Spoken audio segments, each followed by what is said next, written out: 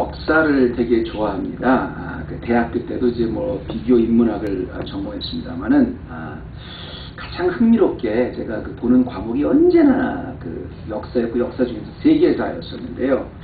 그 여러분 그 역사에 관해서 제가 용어부터 조금 우리가 정리해야 될 게 있는데 뭐냐면 오늘 말씀과 연관이 되기 때문에 제가 말씀드릴게요. 그러니까 역사라 그러면 일단 과거에 일어난 일이죠. 지나온 시간이죠.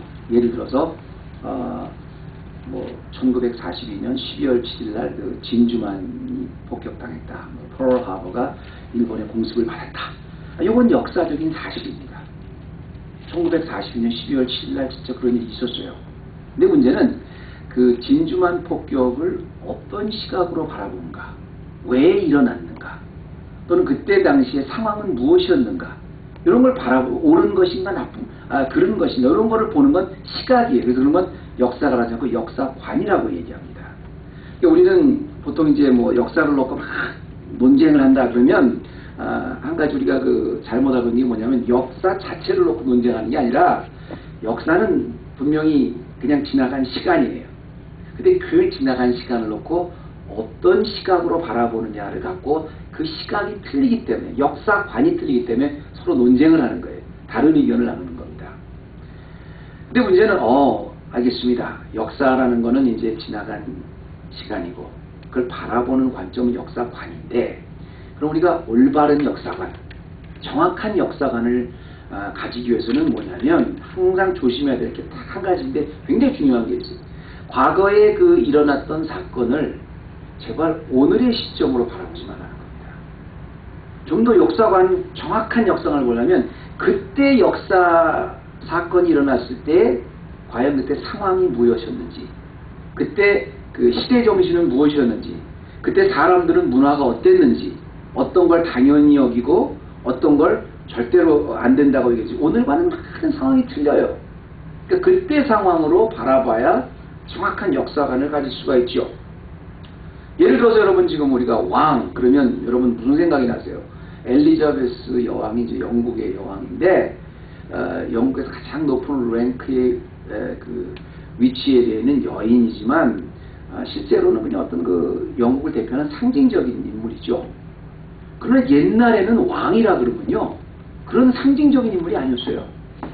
루이 14세가 말한 것처럼 내가 곧 국가다.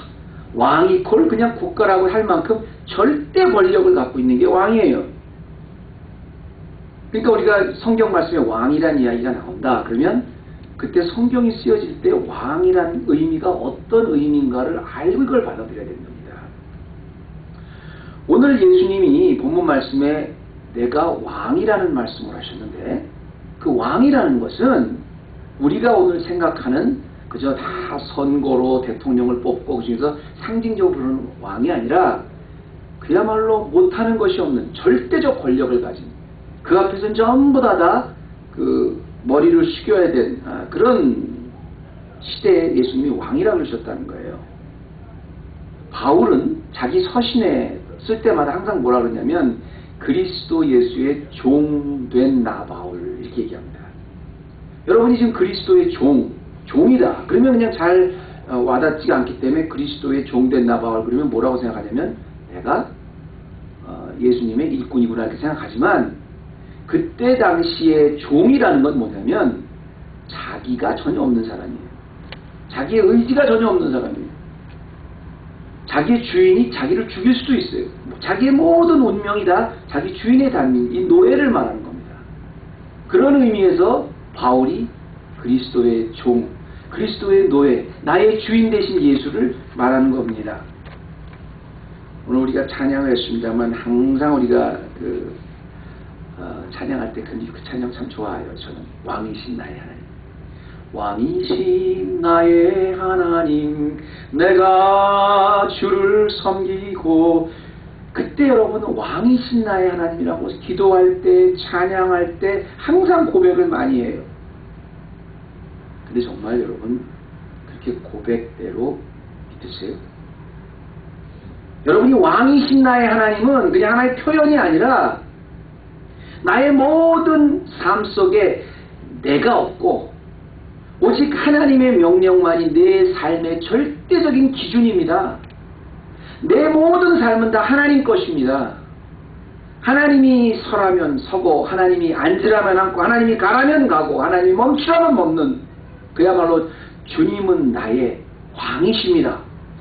당신이 나의 삶을 통치하고 계십니다. 나는 그의 백성입니다. 그때 당시의 기준으로, 그때 당시 역사관으로 말을 하는 겁니다. 교회가 예수님의 몸입니다. 우리가 막 항상 얘기해요. 입버릇처럼 얘기해요.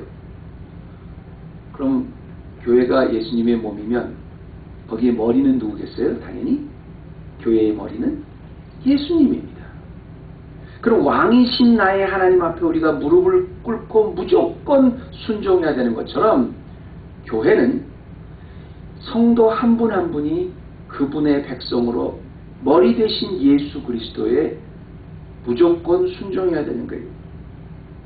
쉽게 말하면 머리 대신 예수님은 왕이시고 지체된 우리들은 그의 백성이기 때문에 예수 그리스도의 뜻, 예수 그리스도의 명령, 예수 그리스도가 기뻐하시는 일에 따라서만 움직이는 것이 교회라는 거예요.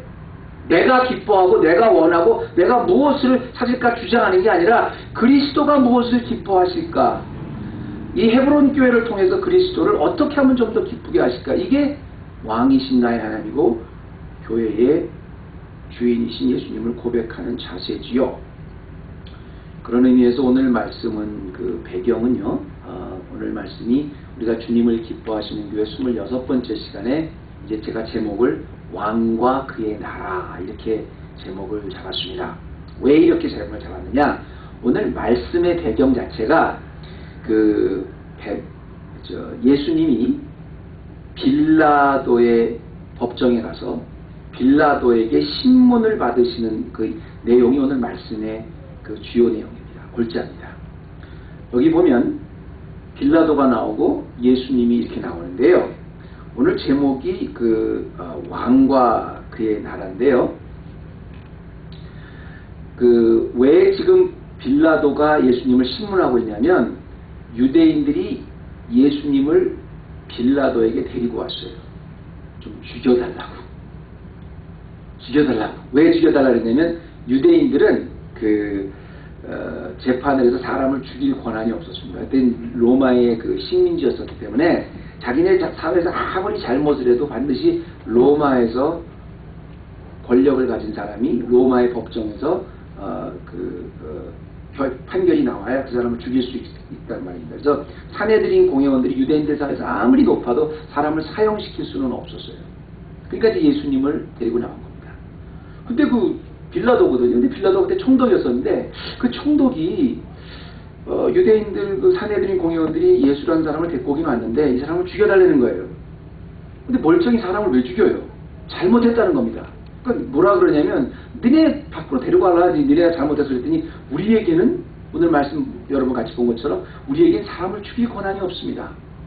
그러니까 이 사람을 죽여주십시오. 그래서 뭐라고 얘기하냐면 30절에 뭐라 그러냐면 대답하되 이 사람이 행악자가 아니었으면 우리가 데리고지 않았습니다. 이렇게 얘기하는 거예요. 근데 여기 보면 영어로는 if he were not a criminal, 이 사람이 범죄자인데 죽일 만큼 잘못한 죄를 가졌으니까 이 사람을 좀 죽여달라. 이렇게 오늘 이야기를 하는 겁니다. 이유는 뭐냐면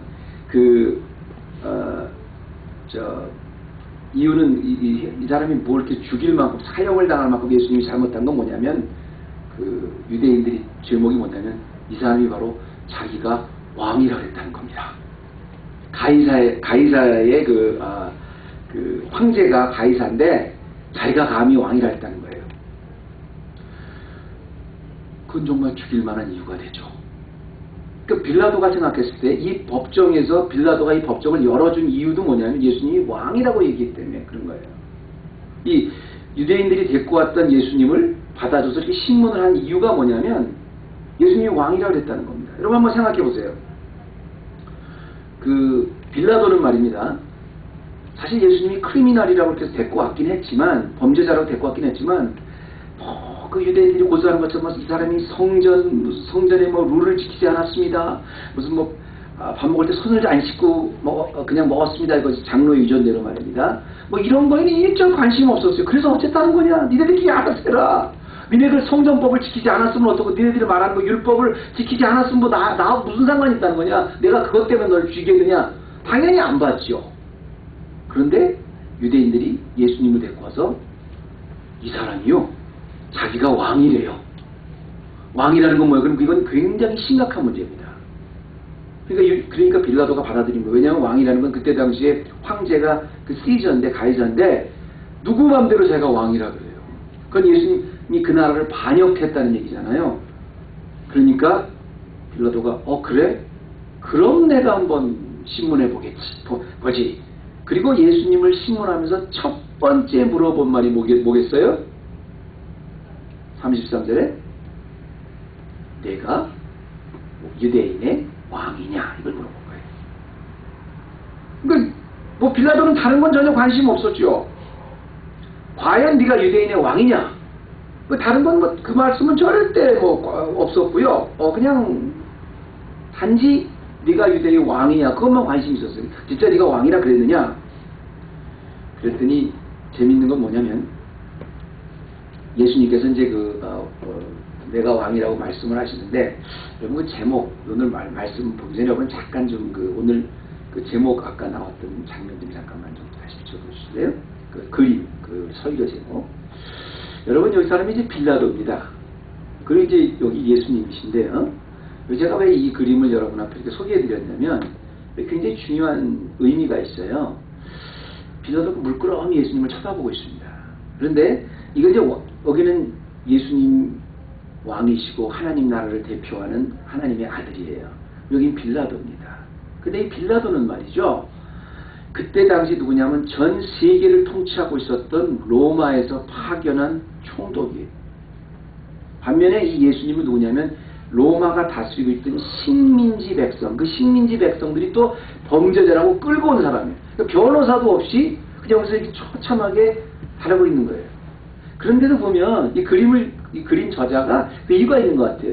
굉장히 예수님이 당당해 보이시죠? 여러분 이 모습을 보면 한 사람은 최고의 권력, 최고의 나라를 통치하는 대리 통치자고, 이분은 보이지 않는 나라의 하나님의 아들이에요.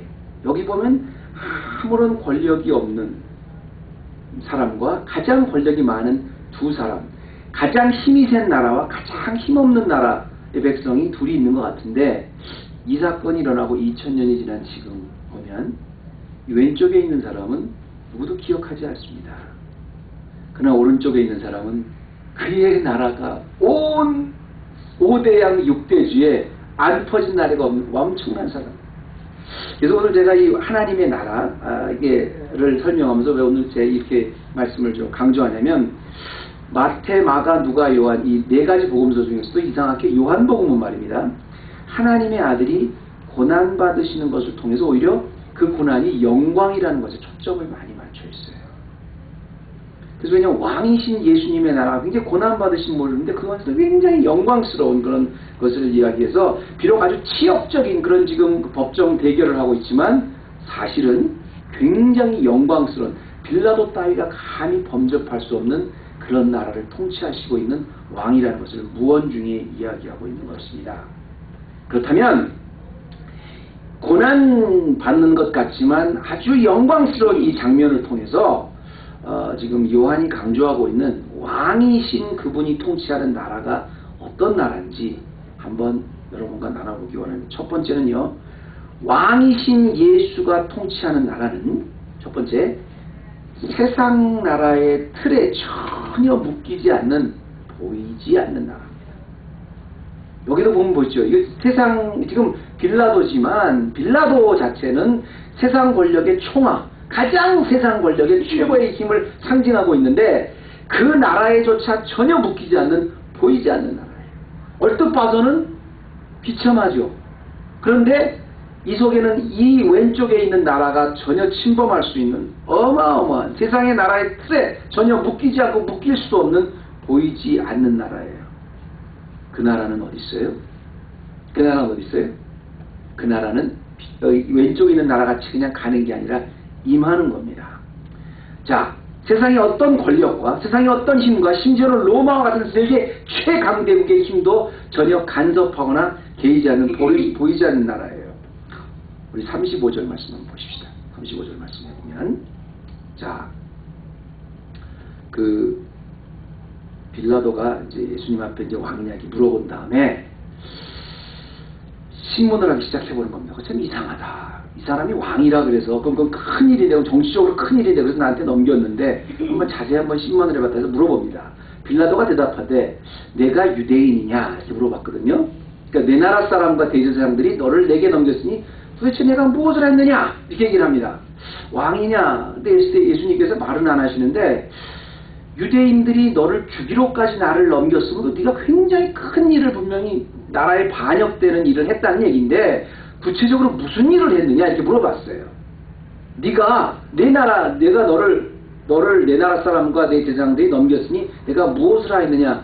네가 속해 있는 나라 우리의 식민지 나라의 사람들이 나한테 넘겼다. 근데 네가 도대체 무엇을 하였느냐. What is it what you have done? 이렇게 물어봤거든요. 그랬을 때 이 말은 뭐냐면 여러분 이 말 뜻을 가만히 보면 너 도대체 지금 이 빌라도가 예수님에게 관심이 있었던 건 뭐냐면 너 정말로 왕이라 그랬느냐. 그 말은 지금 뭐냐면 너 정말 가이사에게 반역을 하려고 그랬었느냐. 네가 혁명을 일으키려고 그랬느냐.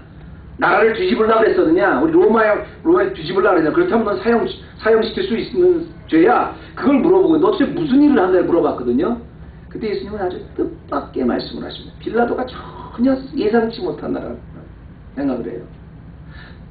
너의 나라 사람과 내 나라 사람과 대제사장들이 너를 내게 넘겼는데 내가 무엇을 했느냐 그랬을 때 36절에 예수께서 대답하시되 내 나라는 이 세상에 속한 것이 아니라 이렇게 말씀하십니다. 하나님이 설명하시는 거예요. 하나님 나라가 지금 빌라도는 기껏 이 사람이 반역을 했을까 안 했을까, 가이사에게 도전을 했을까 안 했을까, 로마에 어떤 위해를 가하려고 했을까 안 했을까, 지금 이거를 신문하고 있는데 분명히 네 나라 사람들이 나한테 넘긴 거 보면 분명히 네 나라에서 무슨 얘기를 했는데 근데 예수님은 뜻밖의 내 나라는 이 세상에 속한 것이 유대가 내 나라가 아니고 로마가 내 나라가 아니다. 만약에 내가 이 세상에 속한 것이었다면 내 종들이 싸워서 나로 유대인들에게 넘기우지 않게 하였으리라. 이렇게 이야기를 합니다. 지금 예수님께서 이제 메시아로서 I am 하는 하나님의 아들의 이야기를 하고 있는데 이때 당시 유대인도 몰랐고 그 대제사장도 몰랐는데 아니 심지어는 제자들도 예수님이 하나님의 아들, 하나님의 나라를 잘 이해하지 못하고 있는데 누굽니까? 이제 빌라도가 어떻게 이 이야기를 이해했겠어요? 예수님을 쭉 설명을 듣고 나니까 근데 솔직히 조금 이해가 안 되는 거예요. 이렇게 설명을 해줬는데 그랬더니 36절에 다음 절에 한번 볼까요? 37절에 기껏 쫙 설명을 해줬더니 예수님이 굉장히 복잡하게 아주 자세하게 설명을 해줬는데 이 나라는 내가 속한 나라가 아니라 설명했는데 그랬더니 빌라도가 기껏 대답하는데 한다는 말이 이겁니다. 그래? 그럼 네가 왕이 아니냐? 지금까지 왕이라는 것 때문에 계속 유대인들이 고소를 했고 빌라도도 그게 알고 싶었던 거예요. 네가 반역을 했느냐 그걸 알고 싶었는데 예수님은 그거보다 훨씬 더 높은 하늘나라를 설명하고 계신데 여전히 빌라도는 뭐냐면 그럼 너 왕 아니야? 그러니까 빌라도에게 이 얘기는 뭐냐면 네가 왕이냐 아니냐, 너 반역했어 안 했어, 이거밖에 모르는 거예요. 지금 로마에 너 대결했어 안 했어, 이거밖에는 관심도 없고 그 다음에는 알지도 못하는 거예요. 이 대화를 보면서 기껏 그랬더니 예수님 나중에 자세히 36절에 보면 아주 자세하게 설명을 해주시거든요. 그런데 그 설명을 듣고 나서 또 여전히 그럼 너 왕이 아니란 소리야? 너 왕이야. 그럼 반역했네? 이 나라는 내 나라가 아니라 그럼 너 왕이 아니야? 이거 예수님은 계속 설명하는데 빌라도는 계속 왕이야 아니야, 반역했어 안 했어, 이것만 계속 물어보는 거예요. 왜냐면 이거밖에 모르니까, 보이는 나라밖에 모르니까, 그게 다니까. 제가 이 말씀을 읽으면서 지난주에 그런 생각이 있어요. 그래도 21세기 오늘 우리가 태어난 게 참 너무 감사하다. 우리가 만약에 2000년 전에 태어났다면 빌라도의 입장이었었다면 유대인의 입장이었었다면, 대제사장의 입장이었다면, 아니 제자들의 입장이었었다고 해도 이때 상황에서 예수님의 나라에 대해서 우리가 이해할 수가 있었을까? 비록 보이지는 않지만 내가 지금 로마에 잘못을 했다 안 했다 그걸로 다 결정되는 그런 거에 우리가 속한 그런 나라에 속했다면 정말 그걸 어떻게 이해했겠어요? 근데 오늘날 우리가 성경이 나오고 예수님이 돌아가서 부활하시고 요한복음을 읽고 나니까 아, 예수님은 지금 하나님의 아들로 하나님 나라를 말씀하고 계시나 이해하잖아요. 재밌는 거는 뭐냐면 여러분, 하나님의 사람들은요 왜 대단한 사람들이냐면 이 세상에 묶여있는 나라, 보이는 나라만 생각하는 것이 아니라 이 세상에 속해 있지 않는 하늘의 신인권, 보이지 않는 나라도 알고 있는 사람들이기 때문에 대단한 사람인 거예요. 이 세상 속에서 나라가 주는 그 기준은 뭐냐면 부자인 사람은 항상 가난한 사람보다 갑이어야 돼. 가난한 사람은 돈 있는 사람들 앞에서 항상 기가 죽어야 돼. 그게 세상적 관점의 나라입니다.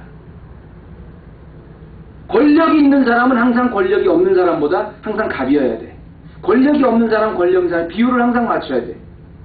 그리고 뭐 배우고 좀 높이 있는 사람들은 그렇지 못한 사람들이 보면 그 사람들한테 항상 자존심 상해야 돼. 이게 세상의 나라예요. 세상적 기준의 나라예요. 그런데 예수님은 오늘 이 빌라도와 둘이 서 있는 이 신문하는 과정을 통해서 우리에게 요한이 말씀하고 있는 건 뭐냐면 너희들은 그렇지 않다는 거예요. 거기에 묶여있는 게 아니라 너희는 너희에 속해 있는 나라가 아니라는 겁니다.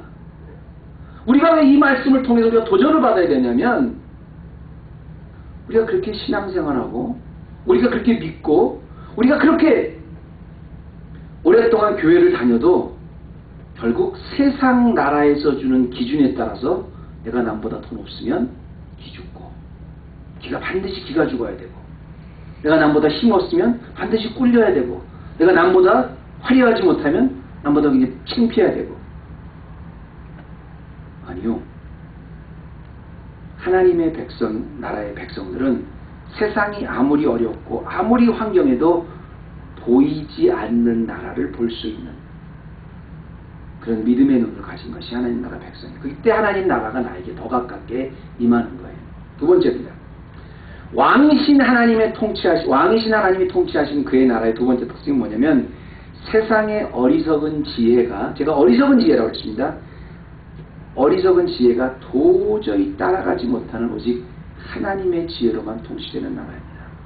세상의 어리석은 지혜가 도저히 따라가지 못하는 하나님의 지혜로만 통치되는 나라인 거예요. 바울도 그렇게 고백했잖아요. 정말 그 약한 자를 들어서 강한 자를 부끄럽게 하시고 연약한 자를 들어서 강한 자를 부끄럽게 하시고 미련한 자를 들어서 지혜로운 자를 부끄럽게 한다고 하셨죠. 여러분, 세상에 가장 높은 지혜가 하나님의 미련함보다 못했어요. 그런데 이 세상의 그 지혜라는 어리석은 지혜가 아무리 노력을 해봤자 하나님의 지혜를 따라가지 못합니다. 그런데 그 이 세상 지혜로 가는 나라가 아니라 세상의 그 하나님의 지혜에 의해서 통치되는 나라가 하나님 나라인데요. 자, 이제 신문한 결과가 몇 절에 나오냐면 38절에 나옵니다. 예수님을 쭉 한번 신문해 봤어요. 신문해 봤더니 아무리 빌라도가 신문을 해봐도 사람을 죽일 만한 그런 죄를 짓진 않았어요. 또 반역한 그런 논거도 없고요. 아무리 여기 변호사님이 계시지만 아무리 봐도 이렇게 셋업된 거 아닌다면은 그렇잖아요. 상식이라는 게 있잖아요. 이 사람이 과연 정말 사형죄를 줄 만한 그런 죄를 졌느냐? 근데 아무리 봐도 아니거든요. 근데 그때 당시에 빌라도는 이 대제사장 산헤드린 공회원들과 참 좋은 관계를 유지하고 있었어야 됐어요. 통치하기 위해서. 그런데 이 예수님을 넘긴 이 산헤드린 공회원들은 예수님을 죽이라고 아주 적극적으로 막 욕을 하는 겁니다. 뭐 때문에? 왜 죽여? 멀쩡한 사람을 왜 죽여? 그랬더니 이 사람 가이사한테 반역을 했다는 겁니다. 죄목이 그거예요. 그렇게 분명히 하는 거 봐서는 이 사람이 분명히 무슨 오해를 받고 있는 것 같은데, 자, 그렇다고 해서 이 사람 내가 앞만 봐도 이 사람이 사람이 죽일 만한 죄를 잡지 못한 것 같고, 그래서 이제 신문이 끝나고 빌라도가 가로되 이제 진리가 무엇이냐더라 이 말을 하고 다시 유대인들에게 나가서 뭐라 그러냐면 나는 그에게서 아무 죄도 찾지 못하였노라 이렇게 말씀을 합니다. 이렇게 빌라도가 이제 얘기를 해요. 아무 죄도 찾지 못하였느냐 그러면서 그렇다고 지금 유대인들은 계속 아닙니다 죽여야 된다고 막 그렇게 얘기를 하고 빌라도는 봤을 때 죽일 죄를 찾지 못하고 그러다 보니까 빌라도가 꼼수를 하나 내놓습니다. 뭐냐 꼼수를 내냐면 아하 이 사람이 가이사를 거역하고 반역한다고 해서 나를 데리고 왔다면 근데 내가 보니까 일단은 반역한 사람 아니야. 그래서 죽이라는데 누굴 하나 죽여야 된다면 차라리 유대인들 앞에 진짜 반역이 확실한 사람을 하나 내세우자. 그래서 6월절에는 두 사람 중에 한 명을 이렇게 내주는 그 습관이 있었거든요. 죄수 중에서 확실한 그런 면에 정치범이 하나 있었어요. 그게 누구냐면 바라바입니다. 그래서 바라바는 진짜 로마에 반항해서 세상을 뒤집으려고 해서 사람까지 죽였던 그런 사람이에요. 그러면 어차피 지금 나보고 사람을 죽여달라는 게 로마에 반역한 사람이기 때문에 죽여달라는 거니까 이 사람보다 더 확실하게 반역한 사람을 내세워서 이 사람을 살려야 되겠다. 빌라도가 이렇게 생각을 해요. 왜? 죄를 못 찾았으니까. 그리고 다른 복음서에 보면 그 빌라도의 아내가 또 내가 이 사람 때문에 꿈을 꿨는데요. 절대로 해를 구하지 마세요. 이런 얘기까지 합니다. 그러니까 절대로 이 사람은 이노센트하다고 살리려고 그래요. 그래서 빌라도가 꼼수를 부립니다. 그래서 39절에 보면 6월절이면 내가 너희에게 한 사람을 놓아주는 전례가 있으니 그러면 너희는 내가 유대인의 왕을 너에게 놓아주길 원하느냐 이렇게 말합니다. 이때 빌라도의 생각은 뭐냐면 너희들이 나에게 예수라는 사람을 죽여달라고 하는 이유 자체가 이 사람이 로마에 반역을 했다는 건데 이 사람보다 확실하게 로마에 반역해서 사람까지 죽인 사람 강도를 앞에다 내놓고 유대인 그 6월절에는 한 명씩은 살려주는 전이 있으니까 두 사람을 해놓은 당연히 바라바를 택하겠지 이렇게 생각을 합니다. 바라바를 죽이라 이렇게 생각을 합니다. 그래서 딱 내놓는 거예요. 그런데 40절에 보면 뭐라 그래요? 저희가 또 소리 질러 가로되 이 사람이 아니라 바라바라 예수를 살리지 말고 바라바를 살려 진짜 사람을 죽인 바라바를 살려달라는 거예요. 여기서 우리가 뭘 보냐 한 가지 놓치는 게 뭐냐면 나름대로 빌라도는 총독으로서 예수가 죄가 없다는 걸 확신했기 때문에 살리려고 굉장히 노력을 했다는 겁니다. 멀쩡한 사람을 죽일 수 없잖아요. 아무리 로마의 총독이라 해도. 그래서 나름대로는 인간적 지혜로 꼼수를 부린 거예요. 그래서 바라바 카드를 내는 거예요. 재밌는 것은 뭐냐면 누가 봐도 바라바는 로마를 반역하려고 한 반역자고 살인자인데 누구를 살려줄까 하니까 사람들은 바라바를 택하더라는 겁니다. 여러분 여기서 우리가 봐야 될 적용이 뭐냐면 세상 나라의 그 전략은 아무리 위대한 사람, 아무리 경험 많은 사람, 아무리 권력 있는 사람이 꼼수를 부려도요 결국은 하나님 나라의 관점에서 보면 참 어리석은 선택입니다. 바라바나 예수냐? 당연히 예수를 택해야죠. 죄 없는 사람을 왜 죽여요? 근데 군중들은 바라바를 택하더라는 겁니다. 이렇게 어리석어요. 이것도 가장 똑똑하다는 가장 영리하다는 빌라도가 내놓은 전략인데 결국은 바라바를 택하더라는 거예요. 이걸 보면서 제가 또 그래서 2000년 후에 우리가 2000년 전에 태어나자는 게 참 다행이다. 근데 그러다 다시 또 제가 이런 생각을 했어요. 우리 빌라도만 그렇게 어리석은 선택을 해요? 유대인들만 그렇게 어리석은 선택을 해요? 지난주 설교 초대에도 여러분 설교해드렸지만 한국의 유명한 그 이단 그 교주에 대해서 지난주에 제가 약간 좀 설명을 해드렸잖아요.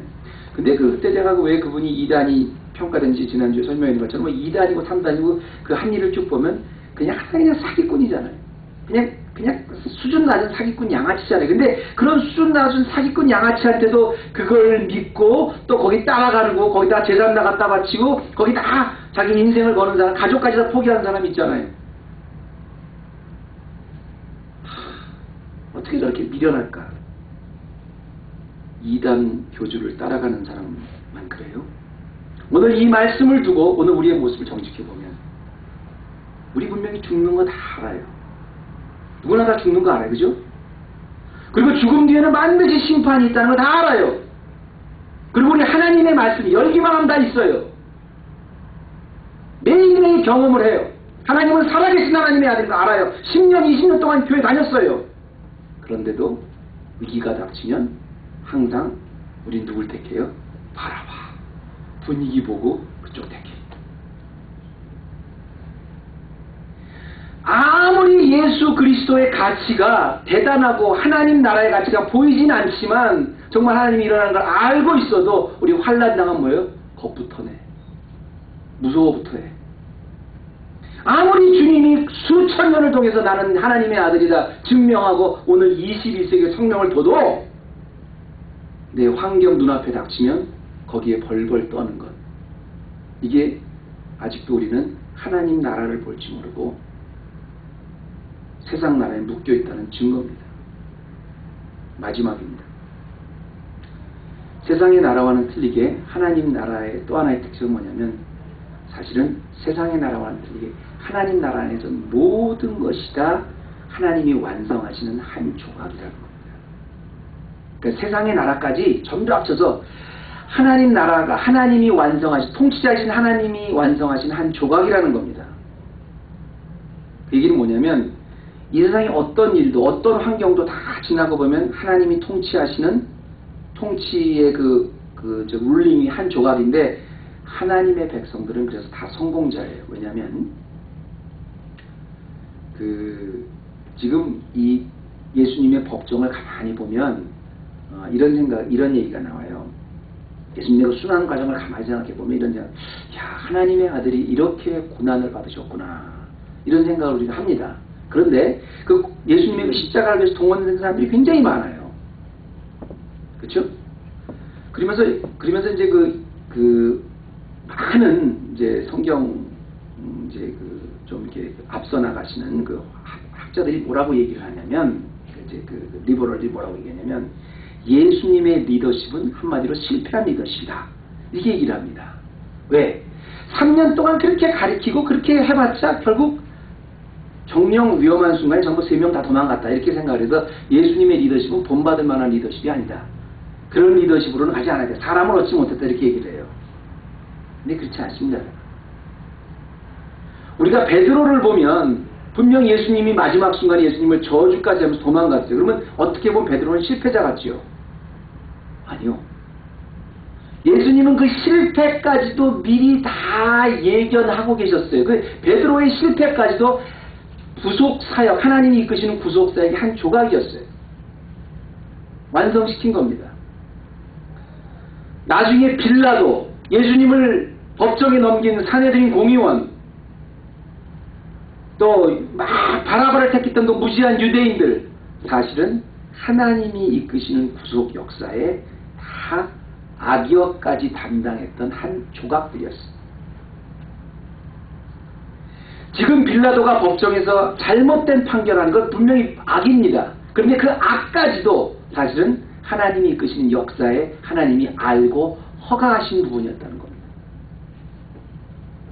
이 재판이 얼마나 부당한 재판인지 몰라요. 원래 산헤드린 공회에서 예수님을 밤에 고소했는데 밤에 그 재판을 열 수가 없었어요. 그런데 밤에 했어요. 불법입니다. 그런데 그런 잘못된 재판을 통해서도 가룟 유다까지도 제 대제사장 가야바, 안나스 모두 다 사실은 천하의 잘못된 악인이고 하나님께 택함을 받지 못한 사람들이지만 결국은 그리스도 왕으로 통치하는 하나님 나라를 완성시키기 위해서 악역으로 쓰여졌던 한 조각이었다는 겁니다. 그런 의미에서는 실패했던, 무너졌던, 성공했던, 큰 일을 했던, 작은 일을 했던 하나님 나라의 백성, 주를 고백하는 사람들은 전부 다 성공자들입니다. 그 나라의 백성들은 비록 실패한 것 같지만 실패하지 않았다는 것이 요한복음 저자의 결론이에요. 제가 지난주에 잘 아는 목사님과 이런 이야기를 했습니다. 등산을 같이 갔다가 제가 그 말씀만 드리고 제가 오늘 말씀 마치겠습니다. 같이 이제 등산을 가자고 그러셔가지고 제가 이제 오랜만에 산에 한번 올라가 봤어요. 그리고 아침에 이제 일찍 산에 올라갔다 내려와서 같이 그 산 밑에서 같이 이렇게 싸가지고 갔던 그 음료를 이렇게 마시면서 목사들이니까 산에 올라갔다 내려와도 자연히 무슨 얘기 나오겠어요? 신앙 문제에 대해서 이야기를 하겠죠. 더더구나 이제 미국이 점점 겪는 유럽이 겪었던 타락해가는 거에 대해서 이제 미국 사회에 대해서 얘기하는데, 사실 미국이 지금 타락해 간다 그러지만 이건 어제 오늘의 일이 아니고요. 원래 유럽에서 다 있었던 일입니다. 그게 이제 미국은 이제 와서 이것이 유럽이 가는 길을 가는 거예요. 근데 유럽에서는 여러분 지금 우리가 동성연애 그러지만 이제 동성연애는 이제 이슈가 아닙니다. 이제는 나중에는 아마 분명히 동물들하고도 이제 결혼할 수 있는 그런 법이 아마 캐나다에서 이제 통과됐을 거예요. 10년 우리보다 앞서가죠. 항상 미국보다. 그런데 이제 캐나다도 그냥 된 게 아니라 원래 유럽에서도 가장 자유주의 신학이 앞서가는 네덜란드가 항상 주도를 하는데, 네덜란드에서는 제가 알기로는 아마 네덜란드에서 지금 이제 업젝트하고도 결혼할 수 있는 그런 법이 아마 통과됐다고 그런 얘기를 하는데, 근데 이 네덜란드가요, 여러분 사실은 그렇게 문란하고 타락한 나라지만 원래는 사실 네덜란드가 이 개혁주의 신앙에 가장 앞서 있는 나라였었습니다. 그랬던 네덜란드가 자유주의 신학이 들어오고 나서 완전히 그렇게 변했어요. 미국도 이제 그렇게 될 거예요. 그러다가 이제 무슨 얘기를 했냐면, 미국도 이제 이렇게 변해가다가 드디어 얼마 전에 어떤 법까지 나왔냐면, 이제 우리 변호사님 너무 잘했지만 SB 1146라는 법안까지 나왔는데, 이건 뭐냐면 캘리포니아 상원 하원 다 통과했어요. 이건 뭐냐면, 비록 기독교 대학이라고, 공립학교가 아닙니다. 기독교 대학이라고 해도 이제 기독교 성경 클래스나 체프를 강요할 수 없어요. 거기 컬럼을 뒀어. 나 기독교 대학이지만, 내가 프라이빗 스쿨이지만 성경 클래스나 체프를 점수를 넣을 수 없다는 거예요. 제가 말하는 건 공립학교가 아니라 기독교 이념으로 세워진 사립학교라 해도 성적 차별을 둘 수 없다는 거예요. 성적 차별이라는 건 남자와 여자만 얘기하는 것이 아니라 동성연애도 마찬가지입니다.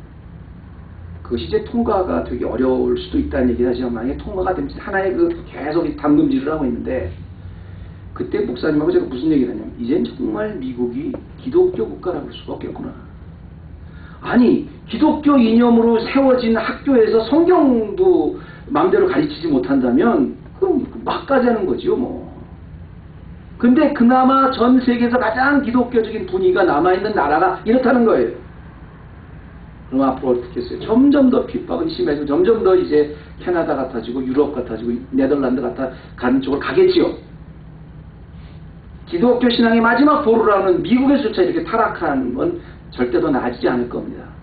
다만 거기서 우리가 이런 결론을 내렸어요. 그런데 참 신기한 것은 정말로 이렇게 타락해가는, 그래서 점점 예수 믿기 힘들어지는 이 미국에서조차 희한한 거는 잘 믿는 사람들은 더 잘 믿더라는 거예요. 이게 뭐예요? 알곡과 쭉정이를 말세에 하나님께서 쫙 갈르시는 현상이 아니겠습니까? 헤브론 교회 담임 목사로서 여러분에게 이런 도전을 드리고 말씀을 마치고 싶습니다. 우리 헤브론 교회가 존재하는 이유가 왜 존재한다고 생각하세요? 우리는 하나님 나라의 백성이고 우리의 왕은 예수 그리스도십니다.